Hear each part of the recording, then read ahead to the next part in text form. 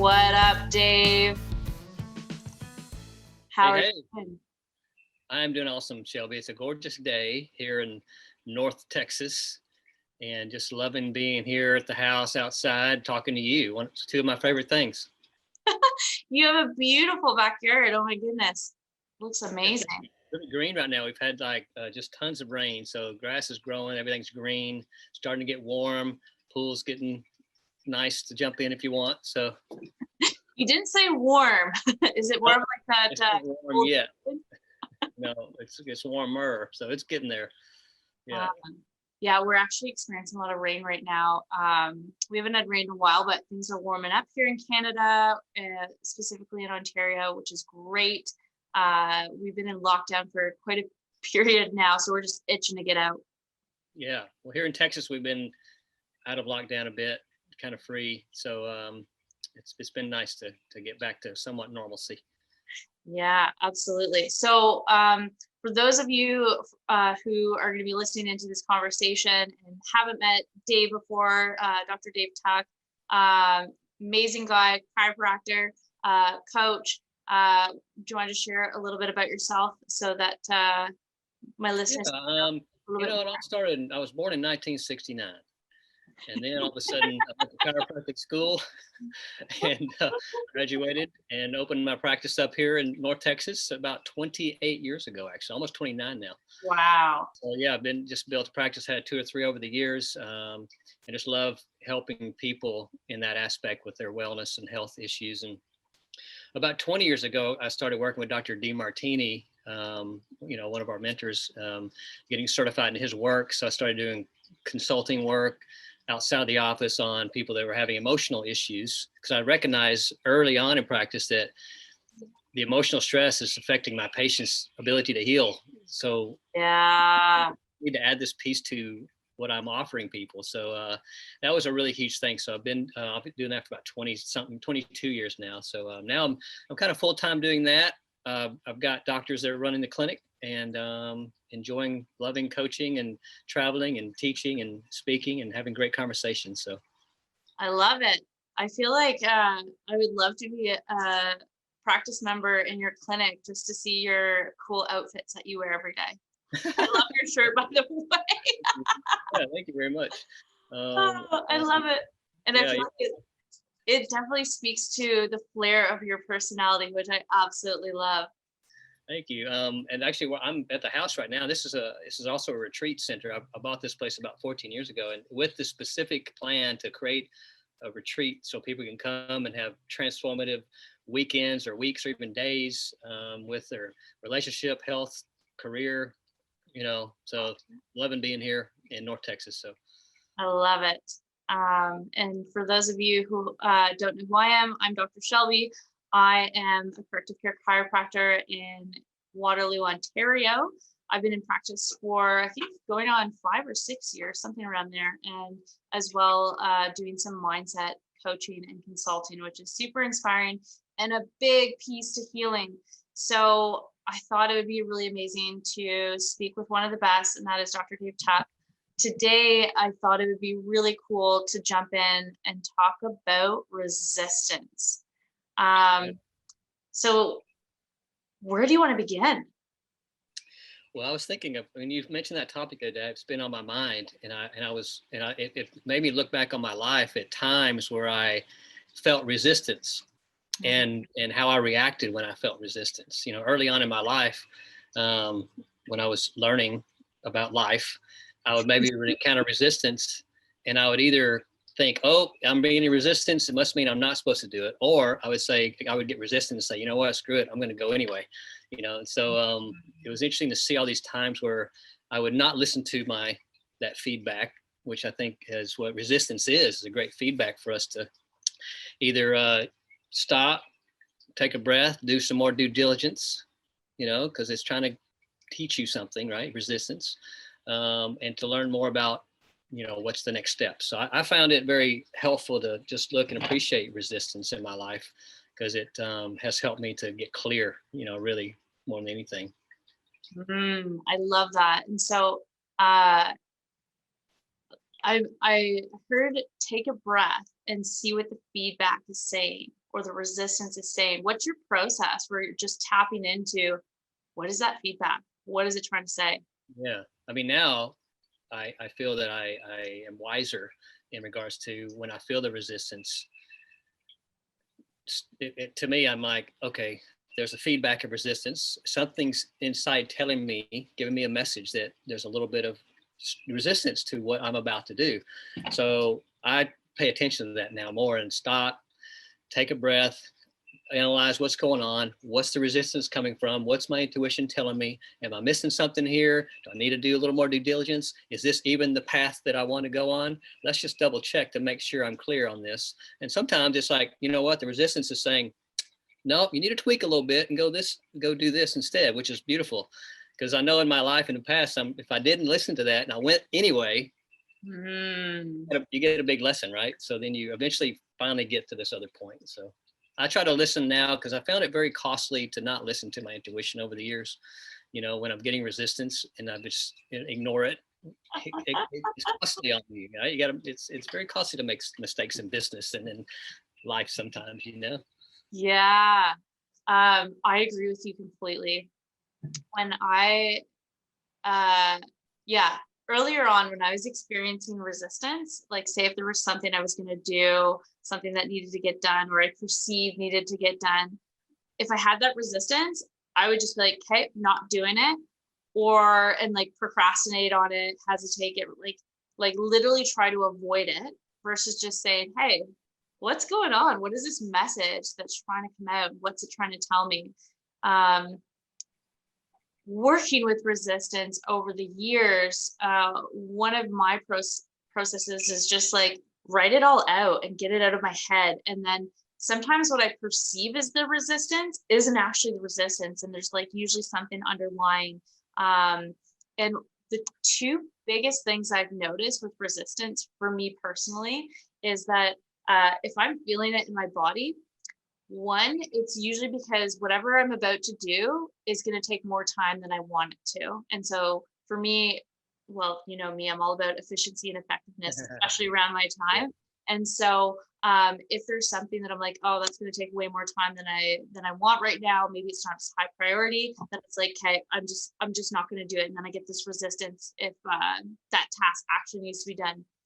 The other one that I've noticed recently and become acutely aware of is I get a lot of resistance when there's the unknown or the perceived unknown. So right now, building some programs within my business for the coaching portion, and I'll get resistance around doing a certain action. Usually it's tech related. And when I start to break it down and see what that feedback actually is, it's usually because I don't know the answer to what needs to be done next in that. And that's where I tend to get my resistance in my body for, doing a certain task or going a specific direction. And so that is one of the biggest things that I've found. And so usually when it comes tech related, it's like, okay, what's the resistance? Okay, now that I know what it is, it's tech related. Who can I delegate that out to? And then like immediately the resistance clears, or maybe I just need to create a simple system for it. But those are the biggest things I've noticed. Do you experience something similar, or what does it look like for you? Yeah, exactly the same thing where it's just, I try to think of it as just a feedback for me, and sometimes the resistance is there to let me know that I may not be living in my values, and I'm trying to, I'm projecting other people's values, or I'm doing something that I'm really not that inspired about. It's one of those have to, got to, love tos. And that resistance is a great thing for me to just check in to see, is this something I'm really aligned to? Am I really inspired about doing what I'm about to do? And it just gives me that time to check in with myself just to see and just check in with my plan. You know what I'm saying? And correct it or delegate it, because, I know I've had times where I just, you just feel in flow and there's just no resistance. You feel no resistance and no resistance. I think people get in the mindset that they don't want to have any resistance, but we need resistance, don't we, to grow and to learn. So it's when you can embrace it and learn the lessons from it, that's where the nuggets are from, the feedback. Yeah. Do you have any nuggets or stories on the top of your head around resistance that you want to share? Well, I know earlier in my career when I was building a practice, and I thought I had the idea that I need to open another practice, and I was getting resistance after resistance after resistance. Just all kinds of obstacles kept getting in the way of that, and I was really infatuated by this idea, and so I think infatuation is what allows you to ignore resistance. You know, when you get infatuated about something, you tend to not see and feel resistance. You think, oh, it's meant to be. So this, you know, I'm going to ignore resistance and keep moving. So looking back on those times, I totally ignored all these resistant points because I was so infatuated by it. And then sooner or later, if you're infatuated by something, you're going to have resentment, right? And so I saw later being so resentful of this process that I went through and opened this other practice, then I resented it for a while because I was so infatuated. So had I listened to the resistance, yeah, I would have probably done something different. Yeah. I'm grateful I didn't at the moment because it really taught me a big lesson about resistance. You know, so, you know, we can't really screw up if we listen or don't listen to resistance. We're going to learn something along the way. I just think it's, there's some value in paying attention and maybe saving yourself some time and money by just, you know, listen to that resistance and just clarify and make sure you got your I's dotted and T's crossed and you're doing your due diligence and you're really clear about your plan and it's aligned to your values. And now you're inspired about it, not, you know, not infatuated.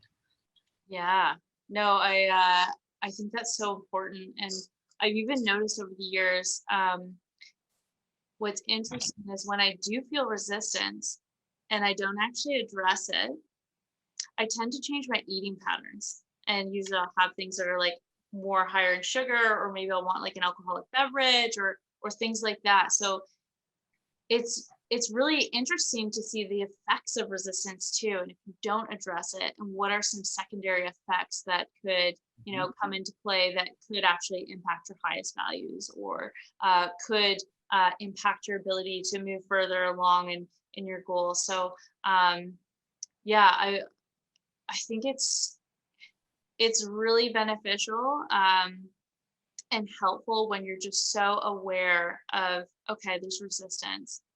Pause. Okay, what's it trying to tell me? What's it giving me feedback? What's maybe out of alignment? Where am I out of alignment? What sometimes it's just a small little tweak. Have you found that too? And then the resistance is just gone. Sometimes just a little clarification, just a little bit of this voice in your head just asking you the question, are you sure? Yeah. And yes, I am. Boom. And then the resistance goes away. And I think it's, I know that for me, I start to feel it in my body in different places, you know, like physiology, you know, shows up as resistance in my, you know, my neck or in my back or in my stomach. You know, you just start to feel, those are all signs of resistance as well. You know, as your body starts to give you these beautiful warning signs that something's out of balance. So that's a form of resistance. I think it's beautiful that our body does that, because that gets us to wake up, doesn't it? Oh, absolutely. And I love that you brought in the body awareness. I typically feel it like resistance in my chest. And it's just kind of this, literally, if I could just describe it with one word and my body's saying, it's like, ugh, like, I don't want to be doing that. Like, why are you making me do that? I don't want to do it. Or even sometimes that resistance will be paired with the overwhelm, because again, I have some uncertainty in my head about how to move forward, or what challenges are coming up. And my intuition is just being like, are you sure you want to do this? Right. So I love that you brought that up, because your body knows, and it's always communicating with you at every point in time. And, you know, it just takes a moment to check in and actually just take a breath and be like, all right, body, your turn. What would you like to say? Right. Yeah. That's where I notice it first, is my breath. I start to, you know, when I start to feel that resistance, I start to have that shallow breathing, more rapid breathing, more chest up, anxiety. And that's the first sign that I feel, okay, something's going on. And I may even realize the resistance. I may just notice my breath first, you know. And so that's why I said it's important to just step back, get the deep breath, equalize your breathing again, because it gets you out of your head and back into the connected to the heart. And so you can actually be centered. And then see and think clearly. It's hard to think clearly when you're in your head and you're having anxiety and you're feeling stressed about resistance. So if you can get centered and get back to your breath and calm down, a lot of times you can see the solutions so quick. You just couldn't see it because you're getting, I call it in your monkey brain. You just get a little monkey brain going on. You can't think. And what a horrible time to make to make decisions. What a horrible time to make decisions when you're in that state, Yeah. So Oh, I think sometimes the resistance is there to show you that you're in the state of infatuation or you're in a state of resentment and you're not thinking clearly. So we're designed to get some feedback to get us to slow down and stop, get back to our heart and get back centered again. And then the resistance seems to go away, right? yeah. So well and brilliantly said, all of it. Very inspired about that. So I think I could tell I felt that. Yeah. Thank you so much for bringing all of those really good nuggets of, taking a breath, getting centered, breathing into the heart, checking in with the body, what's going on. Is there anything else you would add to that you think might be helpful before we wrap this call up today? I'm sure there are people that are listening that know exactly what we're talking about because they feel it, and they may call it something else besides resistance, because it has many forms. These, our body talks to us in so many different ways. I think the key is pay attention and stop. Whatever you're doing, take a moment, take a breath, and take a look, because there's no mistake in you feeling the resistance. Pay attention to it. Ooh, and then you'll I like listen. Yeah, and then whatever, everybody has their own way of regulating and calming down, and whatever that is for people, do that. And then when you feel back centered again, then you can look at everything and then make a choice, right? So I love it. I love it. So well said. I think that's amazing. Thank you. So if people want to connect with you, where can they find you? Easiest way is drdavetuck.com. That's my website. Email is dave@drdavetuck.com. So those are the two ways to find me. So if it's questions, comments, I love answering questions and helping people learn things. So I'm always trying to be available. Yeah, well, I've certainly learned a lot. What about you? How do we get a hold of you, Shelby? Well, if you want to connect on Instagram, I'm at Dr. Shelby FC, or on Facebook, Dr. Shelby HSN. I also have a website. This is primarily for chiropractic, but it's www.empowerchirokw.com. And I just I always want to say I always love your posts. They're very educational and cool. So I appreciate what you Oh, thank you. I love yours. They are just lighting up the internet right now. So I think I had like 4 likes already. So oh my gosh. Blowing it up. Awesome. Well, it's been a pleasure. Thank you so much for hopping on this call. Always so much. Hey, let's do this again sometime. Yeah, let's do it again. I'm in. All right. Excellent. Thanks, Dave.